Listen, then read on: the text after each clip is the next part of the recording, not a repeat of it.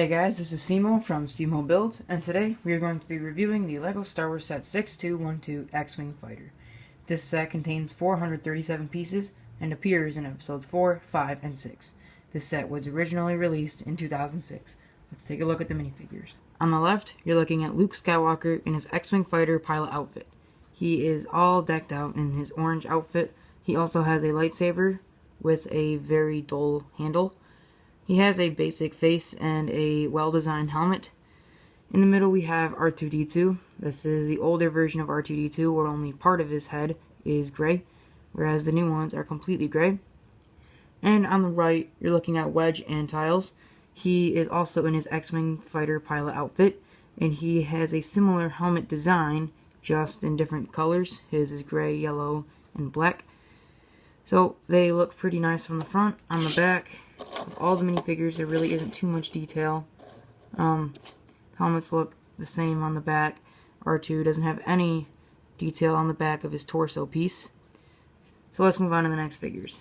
Here are our other three minifigures that don't have much to do with the X-Wing, but they add more value to the set and give us more minifigures to collect. On the left, we have Chewbacca. We've all seen a Chewbacca. They're all pretty much the same, except for some of the newer ones that are coming out with different colored hair. In the middle, we have Han Solo in his Hoth outfit. This is one of a few Han Solos that actually include this outfit. And on the right side, we have Princess Leia, who is also in her Hoth outfit. We all have a Princess Leia as well. Now let's take a look at the back of all these minifigures. Nothing really on the back of any of them except for Chewbacca, but we all know what the back of Chewbacca looks like. Here is the X-Wing fighter itself, but before I review it, I just wanted to say one quick thing about this X-Wing. This is actually meant for two different pilots, Luke Skywalker and Wedge Antilles. You probably already knew that though, but the only way that you can truly distinguish whose this is by the markings on the wing. As you can see, there are 5 red strips and 4 white strips here on both the wings. That is resembling Red 5, which is Luke Skywalker's, I guess, X-Wing fighter in the movies. However, if you wanted to make this customized for Wedge Antilles, you would use these pieces right there. As you can see, there are these 2 columns that you would actually just switch out for these pieces here on the wings. You would just take that off and put those on in the order that I have them. And there's only 3 red and 2 white on both wings, which is different than Luke's. So I just wanted to point that out. So let's get into the set. Okay, so this is a fairly large set, and I think that it is detailed well. So I guess we can start up here at the front. We have the nose, which is designed well, I think. It looks just like it does in the movie. As you can see, we have design on the sides of the front, on both sides. Now we have the cockpit, which can fit 1 minifigure. There is a yellow switch, not sure if you can see that in there. And one more thing, not sure if you can see this right there, but there is the image which is shown in episode 6 when they are trying to shoot those, I guess, cannons on the front of the X-Wing into the Death Star to blow it up. So that is what that map right there is resembling. There's only room for 1 person in the cockpit. However, there is a spot for R2-D2 to slip in there. And I guess I can show you him in the cockpit like that. He just sits in there. He's not coming out. He's attached by multiple studs in there. And in front of him, we have, I guess, a rebel sign, actually in front and behind him. So that's some more of the nice designing.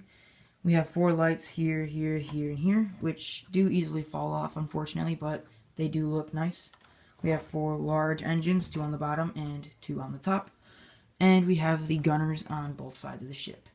This is kind of in the cruising mode of the ship, and it can be transformed into the faster light speed mode simply by turning this knob here on the back either direction, and the wings will just go up until you reach a point, which I guess I can show you. This little knob here moves, and then once it's straight up and down, that means you're at its maximum spread of wings, like that. So that would be kind of its attack mode, so it's more spread out, harder to hit. And on the bottom, we don't really have a pattern, it's just all red, and that goes for both pilots. There isn't a special design there for each pilot. Looking at the back once again, you can see the back of all the engines. They look very nice with the orange circular pieces representing the fire coming out of the engines. And once again, this is the knob to retract and bring out the wings. And then right here, this can move like so, just kind of accessing the clear piece which operates the wings. There are also 2 rubber bands that help keep the wings together.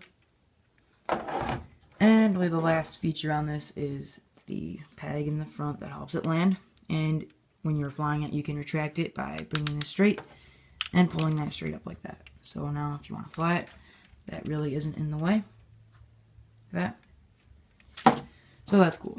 Some of the designs and features in this set make this much better to play with. However, I think it looks better with the wings retracted and the landing peg out. It's just easier for displaying it. And I already told you about what those are for customizing each of the pilot's X-Wings. So that's the X-Wing itself. So overall, I think this is a nice set that includes nice minifigures. However, I'm not sure if all of these minifigures should have really come with the set, because some really don't have anything to do with an X-Wing fighter, but they were in the Hoth scene, which this set is primarily based around, judging from the way that Han Solo and Princess Leia are dressed. And I think that they did a good job designing it, putting in some play features, and being able to design whose X-Wing fighter it is just by using these studs here that you could switch out on the wings. I think that was incorporated well. And the only complaint I really have about this set is for the kids who like to play with this and shoot TIE fighters and, you know, anything in space. They should have come with some form of a missile flick fire or spring-loaded or anything like that, just to add some more playability, which this set somewhat has limited of. There really isn't like anything that you can actually shoot. Just pretty much the cockpit and the wings, I guess, you can play with a little bit. But there really isn't much play value in this set. It looks good on the shelf, but I'm not sure if kids are going to find this set to be fun to play with. So that wraps up this review on the 6212 X-Wing Fighter. Let me know how it did in the comment section below, and I will catch you guys all in the next LEGO Star Wars review. Bye-bye.